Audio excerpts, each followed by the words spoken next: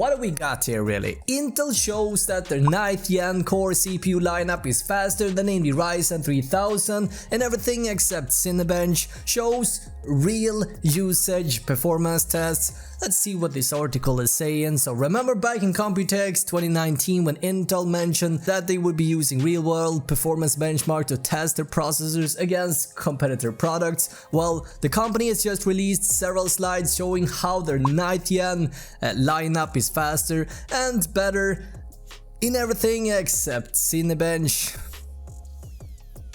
Guys, I feel like it's time to actually give Intel a line of applause for their accomplishments. Let's keep reading. Intel shows their 9th gen core CPU is better and faster than AMD Ryzen 3000 CPUs in real-world benchmarks. So Intel's real-world usage performance tests include the most popular applications and are being used by consumers. Very important, right? Very important stuff. Now, the purpose of these tests was to provide users with actual performance in applications that would use rather than those that are targeted a certain niche. Right?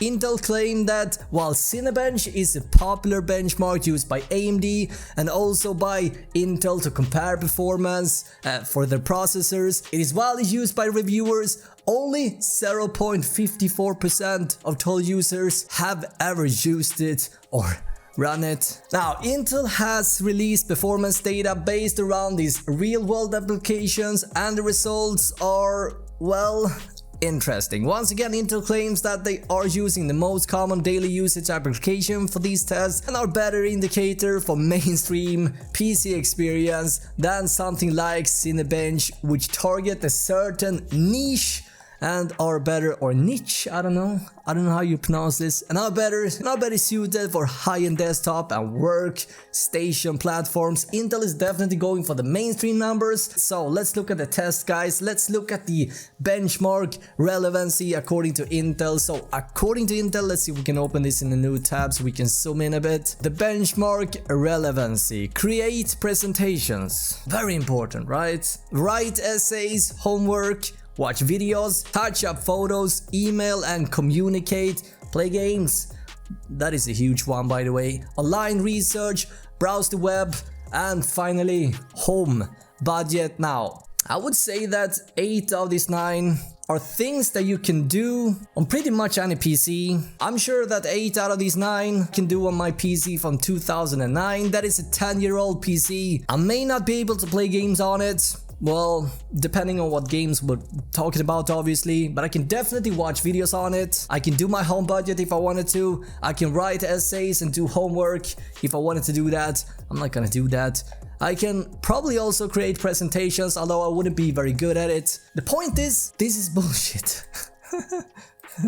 Let's go back. Anyway, one of the benchmarks being used is Sysmark, which includes a list of most common used applications, or so as Intel likes to call it, the real-world applications. So what we're looking at here is Intel's comparison between their top performing the Core i9 9900K and the Core i7 9700K versus the Ryzen 9, right? The 3900X. And as we can see, they're using the Ryzen 9 3900X as a baseline here. And as you can clearly see, desktop applications, we can see that the Core i7, for example, is 0.3 times faster. So it's actually 3% faster. Let's say you're touching up your photos, you're doing some online research, your computer is going to act 3% faster than the baseline, the Ryzen 3900X. and if you compare it against the Core, and I'm sorry for laughing, guys, but I'm sort of, I don't know, guys, maybe just me. Let's say you're sitting on the Core i9 9900K, for example. Your PC would act 7% faster when you're writing your essay. Can you believe that? Let's keep going. So for the AAA games, and we have actually a list of games, I believe. How many games is that? Is that 16 games? As we can see, the Core i7 9700K processor wins across a large selection of games As we can see, pretty much all AAA games out there, the Intel Core i7 beats the 3900X, except two specific titles, Assassin's Creed Odyssey and another game I never heard of. And except those two games, the Core i7 9700K is faster. There's a number there, you see that number? Or better versus AMD Ryzen 3900X across many games tested. Let's zoom in on that and see what it says. Means on par, equals, plus, slash minus 3%. So let's say that these games are 2% faster on the 3900X. Intel is still going to put them on the right side in this picture, and I find that to be a bit misleading. So this has been going on for a while now. Obviously I'm interested to hear your thoughts, guys. I feel like we reached the point where it's like, yeah, we need to talk about it. I don't know what Intel is doing, but it's starting to get silly. It's become clear that Intel is officially worried that AMD is starting to threatening them for real. And I'm not talking about CPU performance when it comes to productivity, because we know that Intel, deep inside, they know that AMD is stronger in this department. They have already lost the war here, despite what they're saying. And what we are witnessing right now, is it pure desperation? I don't know, guys. Intel is worried that people might pick AMD over Intel for the next gaming CPU, for example, which means that if this happens, yeah, they would slowly lose the gaming war also. And obviously Intel doesn't want that. But how do you explain to people what they should buy?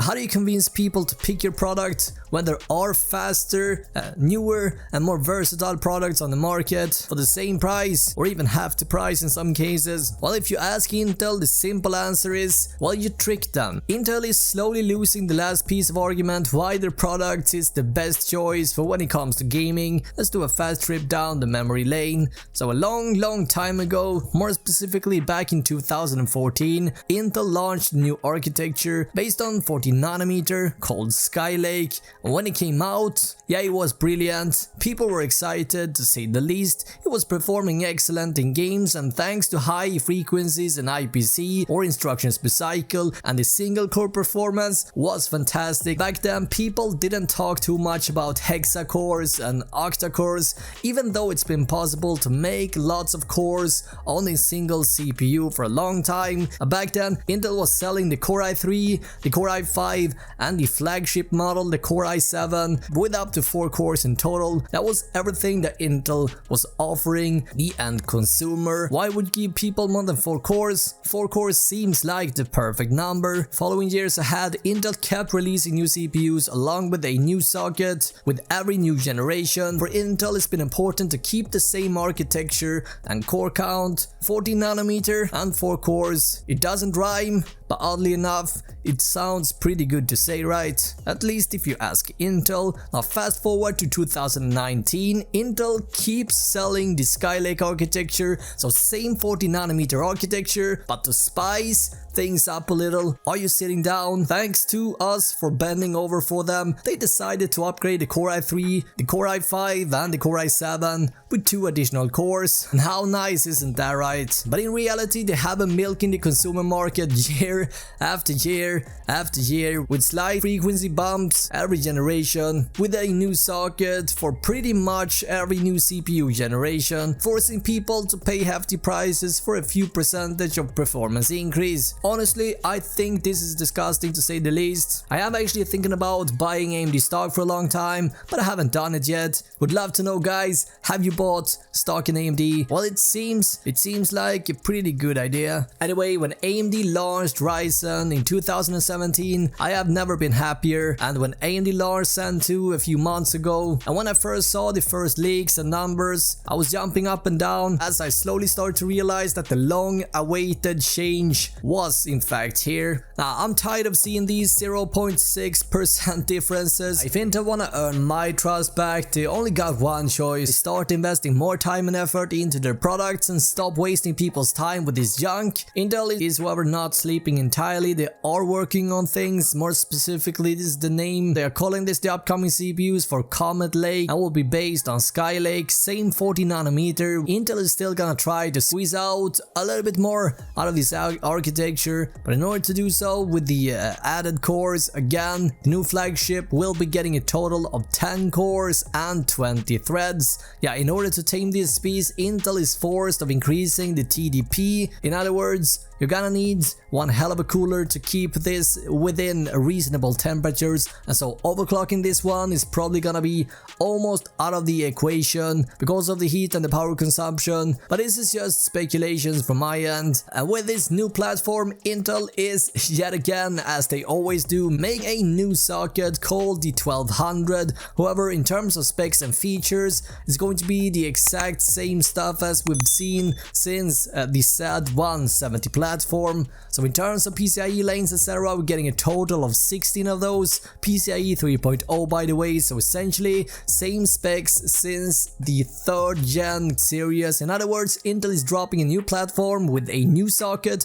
that has the same specs as Ivy Bridge had back in 2013. It is very exciting to say the least. This is sarcasm by the way. Guys, I want to see changes. I also want you to pay more attention to what Intel is talking about.